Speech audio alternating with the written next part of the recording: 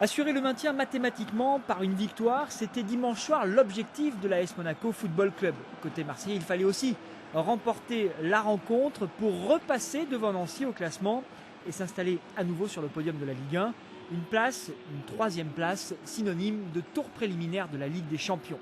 Encore une fois, pour cette rencontre, Ricardo doit se passer de plusieurs joueurs. Aux absences de Menez et Bernardi sur blessure s'ajoute celle de Meriem, victime d'une otite, ainsi qu'Adriano et Prokrivac, tous deux suspendus. On retrouve en revanche Flavio Roma dans les buts, bien sûr, Berto, Monsoro, Losambu et Koufré en défense, Leko et Pérez à la récupération, Néné et Almiron sur les côtés, Gonzalez et Gakpé en attaque.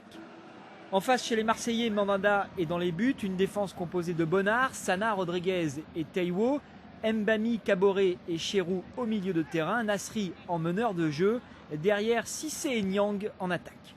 La rencontre est extrêmement disputée, mais elle bascule à la 83e minute avec cette frappe de Cissé à bout portant qui ne laisse aucune chance à Flavio Roma. Un but entaché d'une irrégularité, Sylvain Monsoro qui est mis au sol au moment de son intervention par Akalé et le Monégasque qui ne peut plus jouer le ballon et le corps arbitral qui n'a rien vu sur cette action. La faute est nette avec Akalé qui s'appuie sur Monsoro pour le mettre au sol. Sur le troisième but, j'ai pas revu les images, mais je me retrouve par terre après avoir essayé de prendre le ballon. Je crois que c'est Akalé qui est derrière moi qui m'accroche et qui me projette au sol. Voilà, je me retrouve par terre, pour moi il y avait faute. Je me suis retrouvé par terre sans le vouloir et de façon assez brutale. Et apparemment il n'y avait pas faute que pour l'arbitre, parce que même certains joueurs marseillais sont venus me dire qu'il y avait faute sur le terrain. Donc voilà, on perd le match là-dessus, c'est frustrant. Jusqu'à ce moment-là, les deux formations s'étaient disputées une partie intense, vive, avec 8 cartons jaunes, 4 de chaque côté.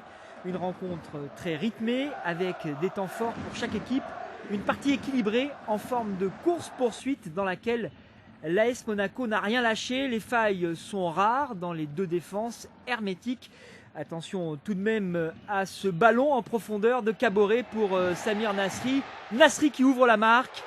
Le meneur de jeu marseillais qui se laisse intelligemment dépasser par le ballon pour frapper croisé à droite. Nasri qui marque ainsi son 5e but de la saison en championnat à la 28e minute de jeu. Et cet avantage de 1-0 sera aussi la marque à la mi-temps. Loin de se décourager, les hommes de Ricardo mettent tout au long du match une pression toujours plus forte sur les buts marseillais et trouvent la faille à la 57e minute sur ce corner frappé par Néné et la tête de Gonzalez pour battre le gardien de l'Olympique de Marseille. Un ballon très bien joué, rabattu, smatché.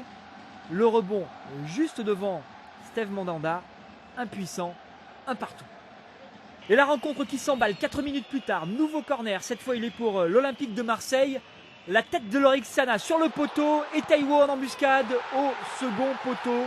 Le ballon repris en demi-volée pour redonner l'avantage aux joueurs d'Eric Guéret.